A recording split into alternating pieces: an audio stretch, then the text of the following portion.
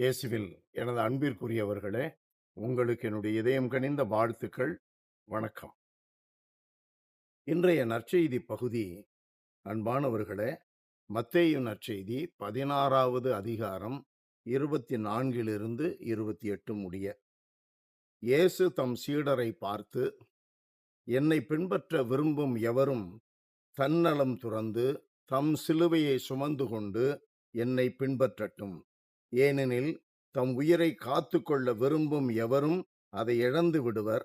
மாறாக என் பொருட்டு தம்மையே அழித்துக் கொள்ளுகிற எவரும் வாழ்வடைவர்.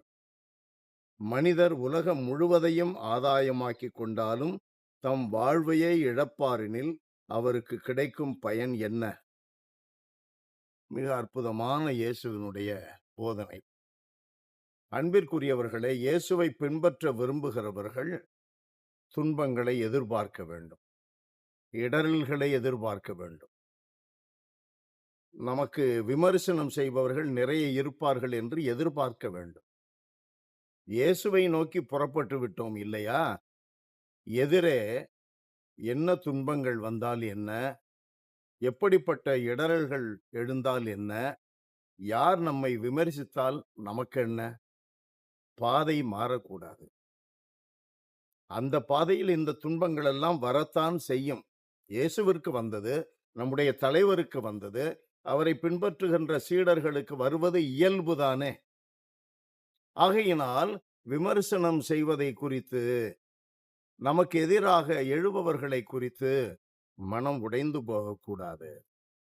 பொறுமையாக இருக்க வேண்டும். அசைந்து கொடுக்க கூடாது.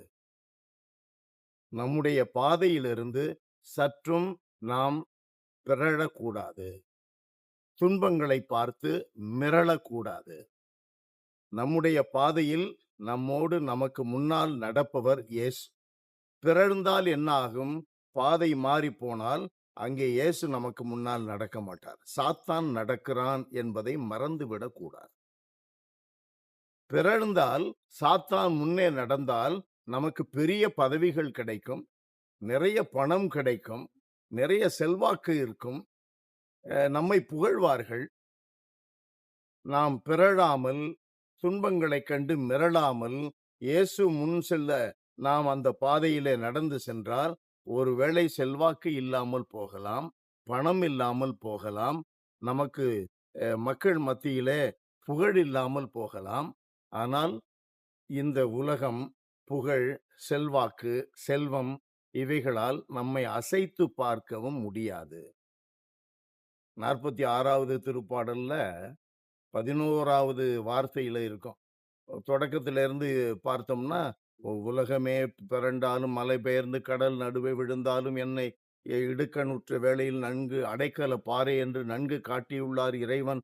இதற்கெல்லாம் நான் அசைந்து கொடுக்க மாட்டேன், பயப்பட மாட்டேன். ஏனெனில் 11வது வசனம் சொல்லும், யாக்கோபின் இறைவன் என்னோடு இருக்கிறார். ஆகையினால் உலகத்தை இழக்கலாம், இயேசுவை இழக்கக்கூடாது. உலக மக்கள் மத்தியில புகழை, செல்வாக்கை, பணம் போன்றவைகளை இழக்கலாம். இயேசுவினுடைய உடன் இருத்தலை நாம் இழக்க முடியாது. அது வாழ்வு, இது தாழ்வு. அது வாழ்வு, இயேசுவோடு இருப்பது வாழ்வு, இது சாவு. எல்லாம் வல்லவரே எங்கள் இறைவா, உம்மை போற்றி புகழுகிறோம், தாழ்மையோடு ஆராதிக்கிறோம். ஆண்டவரே, எங்களை முழுவதுமாக உமக்கு ஒப்புக் கொடுக்கிறோம். உம் திருமுன்பாக சரணடைகிறோம்.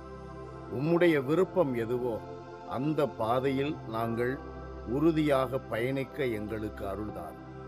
இயேசுவின் பெயரால் மன்றாடுகிறோம் தந்தையே. ஆமென். ஆமென்.